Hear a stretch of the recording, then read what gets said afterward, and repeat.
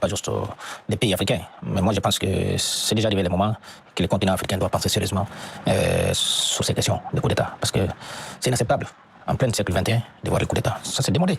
C'est totalement démodé. Aujourd'hui, pour arriver, on ne peut pas choisir une manière d'arriver au pouvoir fast track. C'est-à-dire que ce n'est pas la peine d'avoir des élections en Afrique.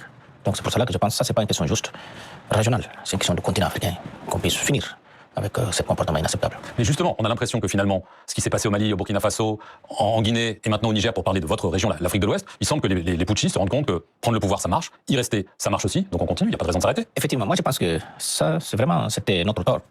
Dès le premier coup d'État, qu'on devait être ferme, prendre des mesures vraiment anticonstitutionnelles qui pouvaient enlever les idées contre ce comportement inacceptable. Parce que c'est une chose antidémocratique. C'est la tradition des années 70, 80 qui est en train de revenir. Et ça, c'est inacceptable. Mais c'est vrai quand même, on a quelques responsabilités sur ces comportements-là. Alors, je vais en venir au dernier coup d'État, le Niger. Donc là, la CEDEAO a tapé du poing sur la table. Sanctions, menaces d'intervention militaire. Est-ce que c'est juste une menace ou est-ce que, d'après vous, il peut y avoir une intervention militaire? Et est-ce qu'il doit y avoir une intervention militaire si la junte veut se maintenir au pouvoir? Je suis pour ce principe de la CEDEAO. Parce qu'on a pris cette décision pendant un sommet. Concernant le Niger, on a eu des sommets au Nigeria. Qui, je pense, on a pris une décision de donner une deadline aux juntes militaires. Il n'y en a pas de deadline, on n'a pas de date. Non, on avait donné. Et puis on a essayé de les raisonner pour la reposition du président Bazoum et le droit constitutionnel. Mais que cette question de l'intervention est sur les tables, toujours. Sérieusement, parce qu'on dit que le principe, ouais. D'accord, le principe d'une intervention c'est bien beau, mais est-ce que vous appelez à une intervention militaire parce que la junte, visiblement, ne veut pas vous écouter, ne veut pas libérer le président Bazoum et ne veut pas revenir à l'ordre constitutionnel? Et cette possibilité est sur la table. L'intervention militaire. Bientôt, dans les semaines qui viennent? Bon, je ne peux pas vous donner la date comme ça, comme vous le savez. C'est une question stratégique, c'est une question militaire. Et politique aussi. Mais la décision politique est prise. Parce qu'on était en sommet, que vous avez vu les communiqués. Mais pour la crédibilité même de la CEDEAO. Parce que là, c'est la crédibilité de la CEDEAO qui est en jeu, qui est très important. Que la CEDEAO reste une organisation crédible. Là, si je suis votre raisonnement, la CEDEAO peut mourir, entre guillemets, si, encore une fois... Pas mourir, mais elle sera faible. Est-ce qu'elle n'est pas déjà faible, finalement? Oui, mais elle sera encore plus faible. Aujourd'hui, je vois, on est en train de partir d'une situation qui peut arriver même d'un CEDEAO qui n'existe plus, comme des autres organisations régionales. Et ça sera grande peine pour nous. Donc elle est en danger de mort. Voilà. Donc moi, je pense que nous tous, la CEDEAO, les pays membres de la CEDEAO, avec l'appui des communautés internationales pour faire repositionner la CEDEAO. Et la CEDEAO doit trancher, devrait commencer pour quelque part. C'est vrai qu'on a crié à passer, Mali, Burkina, effectivement, là, c'était... Mais c'est pas parce que les gens ont fermé l'œil ou il a fait un poids à mesure, que, effectivement, nous, on ne pouvait pas vraiment intervenir au Niger. Non. Le Niger accuse la France de vouloir participer à une intervention militaire. La junte affirme que la France a dépêché des forces en Côte d'Ivoire, au Bénin. Est-ce que la France, voire d'autres pays occidentaux par exemple, pourraient participer à cette intervention militaire? Non, moi je ne suis pas là pour répondre à la question d'intervention de la France ou non. Tu sais, vous savez qu'il y a beaucoup d'intoxication, il y a beaucoup de désinformation. Ça, pour moi, j'ai aucun élément qui peut me faire voir que la France a fait bouger leurs forces en Côte d'Ivoire. Je ne savais même pas, ou je ne sais même pas si la France a une force en Côte d'Ivoire. Donc, pour voir que... Mais ça, c'est une affaire de la CEDEAO. Je pense que c'est nous de la CEDEAO qui doit prendre ça à main et peut enlever les idées parmi les autres pays aussi.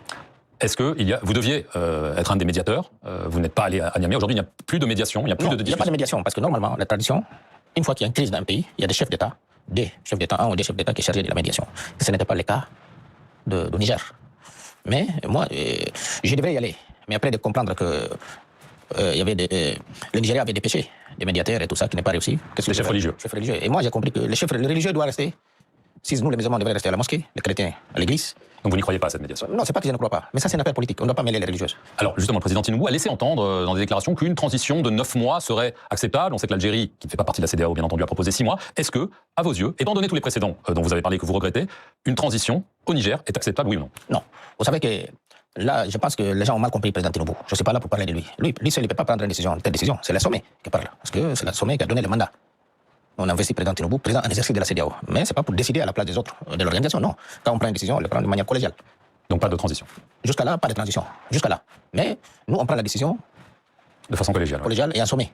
Voilà, ce n'est pas individuel. D'accord. Voilà. La question d'Algérie. Il peut y avoir les bonnes fois. Mais ça, nous, on n'a pas encore appelé Algérie, que je les savent. On n'a pas encore appelé aucun pays hors de la CEDEAO pour venir nous aider. Donc oui, ils sont venus avec les bonnes fois. On a pris les notes, mais ce n'est pas venir nous imposer qu'est-ce qu'on doit faire avec notre organisation. Non.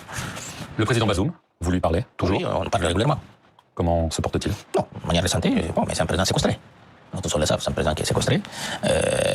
Il attend. Il attend quoi? La décision de la CEDEAO, l'implémentation. Il attend l'intervention, il faut le dire. Bien sûr, je pense oui. Alors justement, je veux quand même revenir, parce que vous avez été président d'exercice, vous dites on n'a pas bien fait les choses, je traduis vos pensées avec le Mali, avec le Burkina, avec la Guinée. Il y a notamment eu des sanctions qui ont été imposées et qui ont été en partie levées, notamment avec le Mali par exemple. Est-ce que c'était... Grande erreur.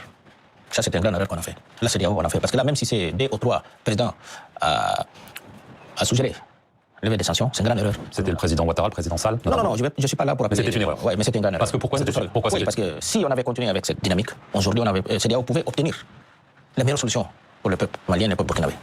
Je veux en venir rapidement chez vous. On parlait des coups d'État. Vous avez très récemment remplacé les 2 responsables de la sécurité. On se souvient qu'il y avait une tentative de putsch en février de l'an passé, en 2022. Est-ce que vous avez peur d'un coup d'État? Non, pas du tout. Pas du tout. On ne change pas les gens de la sécurité si on est rassuré. J'ai pas changé, j'ai nommé. Oui. J'ai pas changé, j'ai nommé. Donc c'est différent. Mais pourquoi vous les avez nommés maintenant? Non, mais ça c'est un changement normal. Ça n'a rien à voir avec... Non, pas du tout. Vous ne craignez pas un coup d'État chez vous? L'histoire est quand même chargée. Non. Moi, je sais, je suis venu comme président de la République. Le destin, je crois beaucoup en Dieu et c'est déjà les jours que je vais partir. Comment, je ne sais pas. Dernière question. Vous avez perdu nettement les élections législatives récemment. Voilà, mon parti. Pas vous, votre parti, c'est exact. Mais il y a dorénavant un Premier ministre de l'opposition. Il y a une cohabitation en Guinée-Bissau. Alors quand on parle de coup d'État, sans même parler des questions de 3e mandat, est-ce que ça a pu créer comme débat et comme polémique? C'est un peu inédit dans votre pays. Est-ce que ça se passe bien? Est-ce que ça va bien se passer? Ou est-ce qu'on va vers une confrontation? Non. Là, il y a un chef, qui est le président de la République. C'est comme ici en France. Nous, on a une constitution similaire à celle de la France. Il y avait la cohabitation entre Mitterrand et Chirac. Oui, il y avait 2 chefs à l'époque. Ouais, bon, là, il y a un chef. C'est vous? Guinée-Bissau, oui. Le Premier ministre, il n'y a pas de problème. Non. Il n'y aura pas de C'est problème. moi qui l'ai nommé. C'est vous qui l'avez nommé. Voilà, c'est moi qui l'ai accepté et nommé, ça se passe bien. Et puis, c'est un gentil garçon. Jusqu'à là, on doit se cohabiter ensemble parce que le peuple a choisi comme ça. J'aurais aimé qu'il soit mon parti à gagner les élections. Mais bon, malheureusement, le peuple a choisi de l'autre manière. Et vous l'acceptez? Bien sûr, en tant que démocrate. Et le président, il donne l'orientation, il surveille, il conseille. Voilà. Et vous allez gagner les élections présidentielles l'an prochain? Si je pars, oui. Ça, je peux vous l'assurer. Mais vous n'allez pas y aller? Je ne sais pas, tout est ouvert. J'ai en train de regarder. Mais tout s'indique que oui, je vais partir. Vous allez y aller? Oui. Monsieur le Président, merci beaucoup d'avoir répondu aux questions de France 24. Et merci à vous de nous avoir regardés. Restez sur nos antennes pour plus d'informations.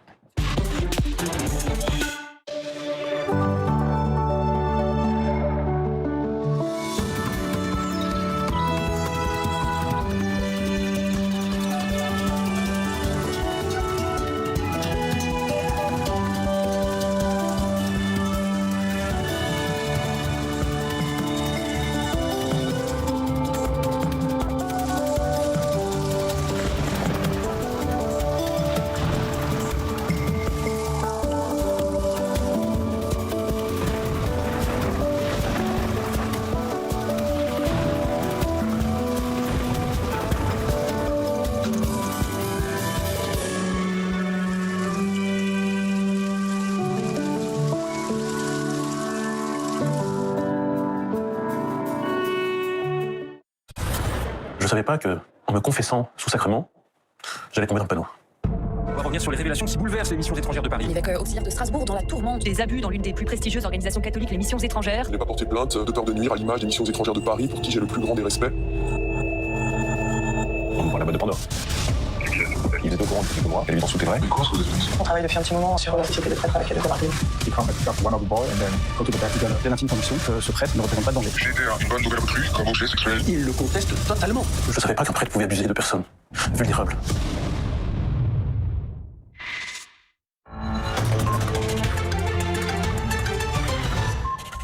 Quelle solution pour la crise des migrants à Lampedusa? L'Europe va-t-elle réussir à parler d'une seule voix? La présidente de la Commission européenne est attendue ce dimanche sur l'île italienne qui a accueilli cette semaine au moins 8500 personnes en 3 jours.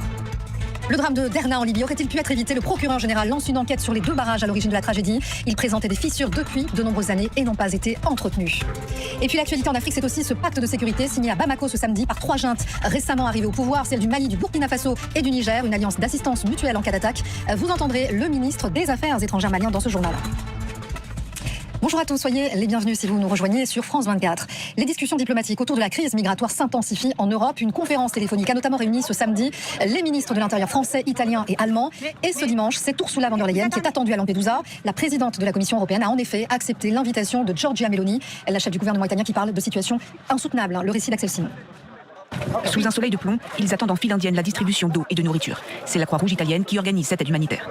Avec sa capacité d'accueil de 400 personnes, l'île de Lampedusa est débordée. Ces derniers jours, le centre a recueilli plusieurs milliers de personnes. On est trop nombreux ici. Ils ne peuvent pas nourrir tout le monde. Même dans les endroits où ils distribuent tous ces gens, c'est un problème pour eux. D'après l'ONU, depuis quelques heures, la situation s'améliore grâce aux nombreux transferts vers la Sicile et vers le continent. Il est impératif de déplacer les gens hors de l'île dont les ressources et les capacités sont très limitées. Il y a déjà eu des transferts vers d'autres régions d'Italie, par bateau ou par avion, et nous avons la garantie que cela se poursuivra dans les prochains jours. Située à moins de 150 km du littoral tunisien, l'île de Lampedusa est l'un des points d'accès pour les migrants qui franchissent la Méditerranée pour rejoindre l'Europe. Dès vendredi, Giorgia Meloni et son gouvernement d'extrême droite ont promis des mesures exceptionnelles tout en réclamant de l'Union européenne une aide substantielle. La présidente de la Commission, Ursula von der Leyen, a annoncé qu'elle se rendra ce week-end sur l'île en compagnie de la première ministre italienne qui l'avait appelée à venir constater la situation.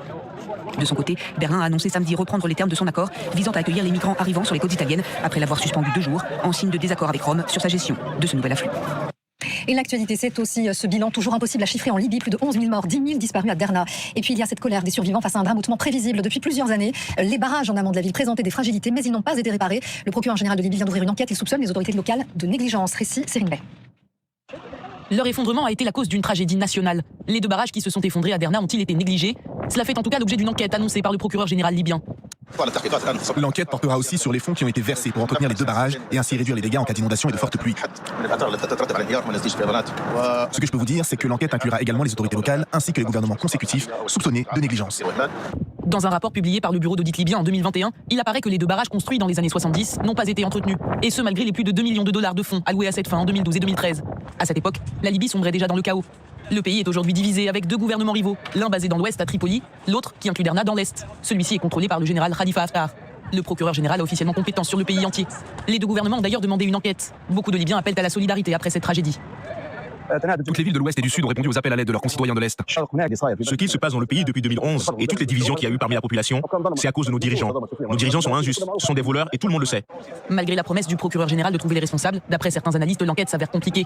Elle pourrait incriminer des dirigeants de haut rang, certainement peu disposés à reconnaître leurs responsabilités. Et on reste en Afrique, on en vient à ce pacte qui sonne comme une mise en garde. Ce samedi à Bamako, 3 États, 3 juntes récemment arrivés au pouvoir, celle du Mali, du Burkina Faso et du Niger, ont signé, je cite, l'Alliance des États du Sahel. C'est une coopération sécuritaire en cas d'agression ou de rébellion sur leur sol. Depuis le coup d'État du 26 juillet au Niger, la communauté économique des États d'Afrique de l'Ouest a plusieurs fois, on le sait, brandi la menace d'une intervention armée. Elle a imposé de lourdes sanctions économiques au Niger. On va écouter le ministre des Affaires étrangères malien qui évoque ici une collaboration plus large. Certes, tout commence d'abord par la sécurité, mais aussi les chefs d'État doivent penser aux questions économiques, au rapprochement des différents pays, à comment faciliter les échanges commerciaux entre nos différentes populations.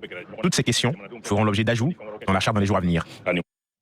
Voilà pour l'essentiel de l'actualité. On se retrouve dans une vingtaine de minutes pour un journal qui sera un peu plus long. À tout à l'heure.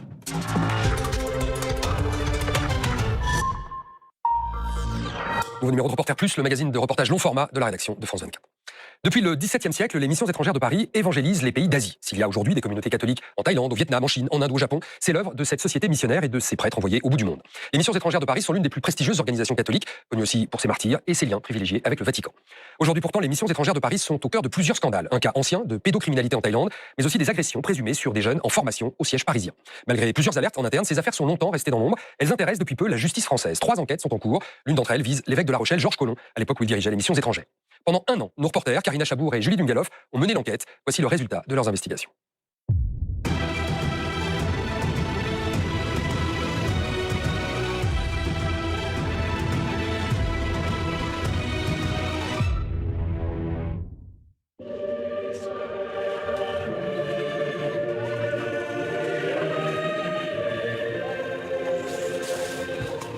L'Asie, c'est l'ADN de notre maison, les missions étrangères de Paris. Nous sommes, depuis 360 ans, présents dans 14 pays d'Asie. Les conditions sont évidemment pas les mêmes que celles d'un prêtre français parce que dans le pays carré, on est dans la jungle. Au sein du Vatican, les prêtres qui s'engagent aux missions étrangères de Paris, ils ont une oreille attentive parce qu'ils sont dans des lieux où il est difficile d'aller. Donc ils sont un relais, ils ont une aura. Quant au contrôle des missions étrangères sur leurs propres prêtres, il est quand même assez lâche pour ce que j'ai pu en constater.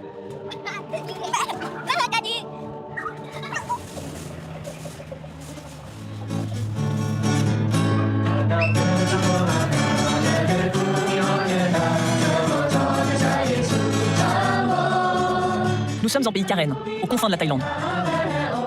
Les missions étrangères de Paris œuvrent en faveur de cette minorité ethnique depuis plus de 50 ans.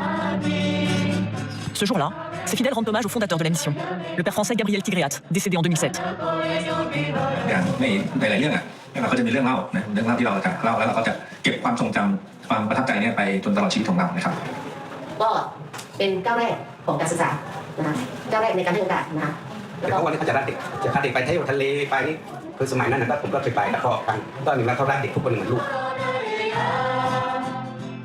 Pendant plus de 30 ans, le pensionnat du père Tigréat a accueilli jusqu'à 260 enfants. Pour le meilleur et parfois pour le pire. we sleep in the same room. And then in the morning, he come and pick up one of the boy and then go to the bed together. And actually, it's not appropriate. But I don't know because at that time I'm very young and my friend also very young and we know nothing at the moment. Cet homme est un ancien du pensionnat. Nous l'appellerons Vinaille. À demi-mot, il décrit les agressions sexuelles répétées qu'il a subies durant l'enfance de la part de Gabriel Tigreat. He said, "You are my son, and I love you, and you love me," or something like that. And he actually, I cannot say deeply about that, but I think that it's not appropriate to do with a child, something like that. Notre enquête sur les missions étrangères de Paris commence avec ce témoignage. En Thaïlande, la pédocriminalité est un sujet tabou. Nous filmons en caméra discrète. Les instincts prédateurs du père Tigreat se confirment.